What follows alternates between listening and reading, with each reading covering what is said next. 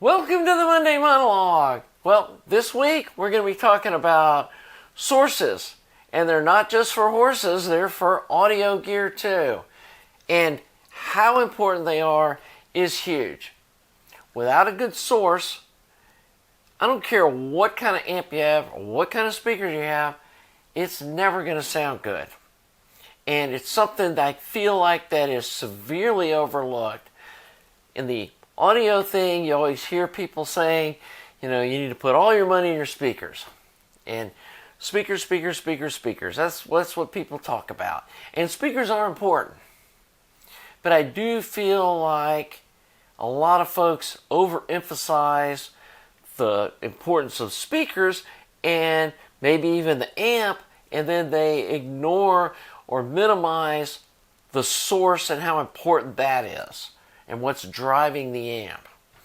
And one of the things, I'm not sure, probably not going to have the video dropped yet, been diving into the DAC scene. And I listened to a Blue Sound Node, and I was super impressed with the app and the interface and how all that worked and how easy it was to connect to the system. But then when we were real-time A/B testing it versus vinyl through this EAR 834 clone preamp, and it was on system with a dual input, we could drop the needle on the song on the vinyl and then hit play on the Blue Sound Node, so they're both pretty much in sync and could just switch back and forth between them, and then adjusting the volume slightly so that we were getting the same basic dBs between the two. It was night and day difference between what that Blue Sound Node sounded like and what vinyl through a good turntable through one of these tube phono preamps sounds like. And I'm learning the same thing's true with these DACs, or these external ones, that there's a huge difference in the sound of them, and it's not always what you expect it's going to sound like. And don't want to give too big a spoiler, but I was kind of shocked at my initial testing of this stuff, and I got to dive deeper into, especially this Denafrips that has some adjustments that I haven't really deeply dug into yet that may kind of flip things around. But anyway, sources are so important. And I think that's where this color preamp is really going to be cool too, is you can adjust the harmonic distortion. And I know I've gone over that before, but I think this sort of thing is what really changes the system almost more than upgrading the amp would.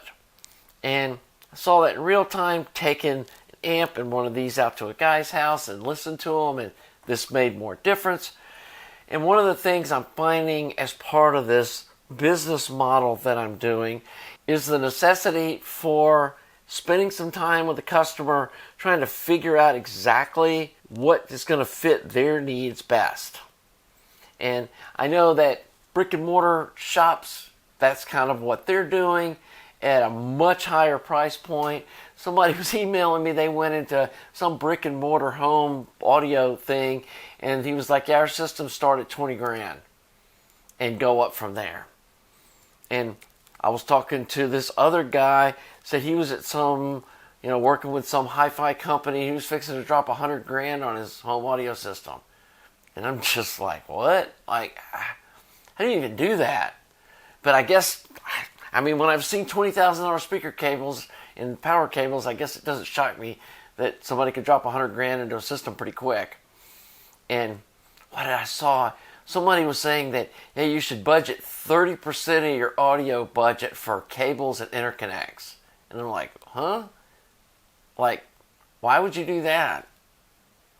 And I guess, I don't want to beat up on these guys that are making a living off of selling people on this super high-end, stuff, and I'm sure the cables and stuff got huge margins on them, and that's where these guys are making a ton of money. But I kind of see it as like, selling people extended warranties on a refrigerator that's never going to break. It's like it's just a moneymaker thing. And I know the salesmen are given bonuses for more extended warranties they sell. And I know some stores, the salesmen will actually get in trouble if they sell too many things without the extended warranty. And they're like, well, you're not pushing the extended warranties hard enough. We're going to fire you. And so, I get that. But I also feel like that people are just not spending their money wisely. I know I was guilty of this when I was younger. I needed a new cartridge for my turntable, and I had this super expensive Kenwood digital 100-watt amp, and I had these fancy, they were with that realistic Mach 1 speakers, and they were actually pretty good speakers. I wish I'd kept them, but I didn't. The foam disintegrated, and I just threw them away, and I didn't realize you could get new foam, and those were some pretty neat horn-loaded speakers. But anyway, so I had all this money tied up in speakers and amp. Then when I went to go get a new phono cartridge, it's like, okay, where's the cheapest one here? And I didn't realize that, these three cartridges may have the same cartridge body, but the needle, gets exponentially more expensive when you get into the higher end needles, but that's where all the sound comes from. And if you're using like a conical needle stylus on your turntable, there's no reason to buy this because it's going to sound like garbage because the first thing in the source chain is garbage. And while I don't think that the turntable itself has near the impact that the cartridge and especially the needle does, it is important to have a decent turntable that's not just a junk thing with a flimsy tone arm where the head shells wobbling around in it and stuff. That's never going to sound good. And if the speed's not stable and stuff, that's not going to sound good either. And if there's not decent dampening in it, it's going to pick up microphonics in the room from your speakers and feedback loop, and it's going to be a hot mess. And so you do need decent quality of that stuff. But again, we do all need to learn like which parts of the chain really do have a huge impact. And one of them is the stylus. One of them is the phono preamp. One of them is the DAC that is translating the digital information into analog sound. And you guys can fill in the comments below.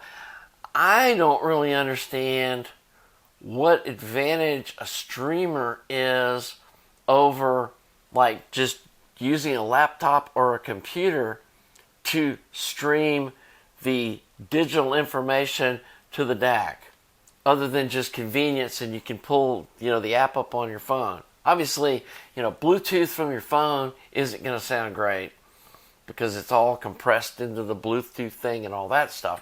But if you're using a laptop or even a tablet that's connected to the internet and it's streaming via USB to the USB port on a DAC, what advantage is it spending $1,000 on a streamer, especially if you're not going to use the DAC that's inside it and you're going to hook it up to an external DAC?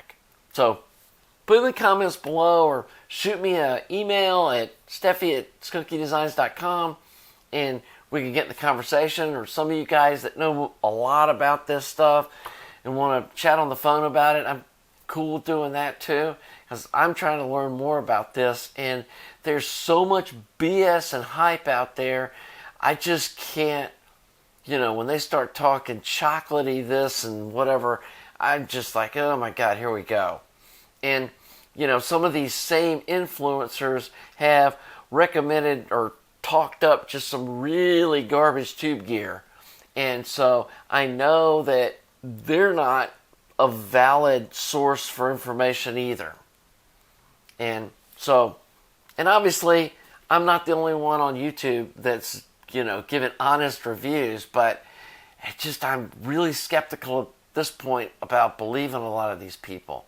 So, again, I'm trying to wrap my head around what's different in a streamer box than using my laptop to feed an external DAC. Because I think that ones and zeros are ones and zeros.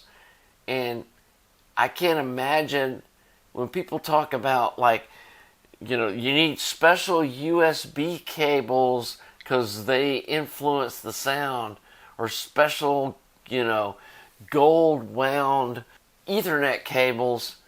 It's like, why? It's ones and zeros. It either works or it doesn't. That's kind of what digital's all about. And it's like digital TV. It either works or it doesn't. You don't get a fuzzy signal. You either get the signal or you don't. Or it drops frames and you can actually see it. And I think you would be able to hear that if it was dropping packets in the Ethernet chain, that you'd hear that. And so I think there's a lot of BS in this whole digital thing. And again, this may change about what my initial listing was, but I think some folks are going to be shocked when I come up with my, hey, here's what I heard with this stuff hooked up to a tube amp. So I think that kind of covers what I was going to talk about today on the Monday Monologue, about the importance of sources and dialing them in. And yeah, there is a price point, and some of this stuff that's really cheap is okay for what it costs, and it's better than nothing, or it's better than, I'll use phono stages for example. The phono stage in most of these amps, even really good integrated amps from back in the 70s, the phono stages just aren't very good. And even something like that little shit mini box that's like $150 is a huge step up from what's inside an old school integrated amp, and it's way better than those little $75 pieces of junk boxes they sell on Amazon. I tried one of those when I was first getting back into vinyl and trying to hook it up to a tube amp, and I was like, holy crap, this sounds horrible. How are people raving about vinyl when it sounds this bad? And it was with a good turntable, with a good cartridge. And then I built one of these. It was like, there's what they're talking about. So, again, sometimes you do have to spend some money, but spending money doesn't always equal that it's going to sound good or better, or it's at a level that matches the rest of your system. So, that's the message for today. Understand your sources and make sure you've got a good one before you start upgrading to like one of my EL34 amps or a 300B amp, or, doing some, buying somebody else's, expensive tube amp. Make sure that your source is good, because there's no point if it's not. It's the lowest common denominator thing, applies in audio big time. So the other question I have is, have any of you guys ever been to any of these big audio shows? I've never been.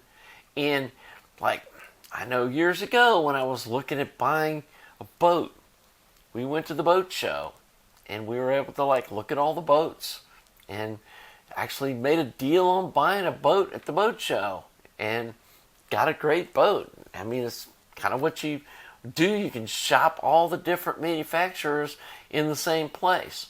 And I know there's 4 or 5 pretty big shows in the U.S. There's one, I think, up in Chicago in April. There's supposed to be the Big Daddy show. Everybody who's anybody is there. And I was actually thinking about flying up there and checking that show out. And I was just curious if any of you guys have been to any of these shows like that. You can, again, drop in the comments or shoot me an email. Just give me your experience if you think it would be worth it. I'm not going as an exhibitor. I just was thinking about going as an attendee and just walking around, talking to people. And I was just thinking it might be useful for me as someone just starting out in this to meet some folks, make some connections. Who knows? Some people might recognize me, go like, oh, you're a jerk. So, who knows? So, anyway, I have to be ready for that too. I'm sure there's some audio people that hate what I'm doing, but hey, that's too bad. I'm doing my own thing over here. So anyway, if any of you guys have ever been to a show, Tell me if you think that's worth me going to. It's not going to be cheap because I'm going to have to fly up there and then, obviously get probably a pretty expensive hotel room for several days. Probably going to drop a couple of grand doing that. And, might be fun just to do on my own, but I'm just wondering if that's a worthwhile investment as a business owner, or would I be better off just spending those resources on building stuff to sell? So anyway, that kind of does it for this week, I think. And again, I want to thank all you viewers. We're at 12K subs now, which is huge. I think this is our 90th Monday monologue. And we're going to do something special for the 100th one. I hadn't figured out what it is yet or not. And I asked in a video earlier this weekend if you guys would like seeing content about, this business startup and kind of what I'm doing to navigate all that, or like, no, I don't care about that. I just want to see you build projects. And I know some of you folks that just like seeing me soldering and building stuff because it's relaxing, and I need to do some of that soon. But if you would like to see some, kind of mixture of content, I can do some more stuff about the business and about navigating the whole part supply chain and kind of trying to organize all that so that I'm not just sitting around waiting for like one bolt or one tube before I can deliver something, figuring all that out. So definitely let me know in the comments if you want to see some of that. We are going to get back to doing some projects. There's still some pet projects that I just really want to do. I've got some crazy stuff to build, stuff that I would never want to build as like a product for Skunky Designs to sell. But at some point, some of these crazy one-off amps I'm building, I'm going to need to sell those too.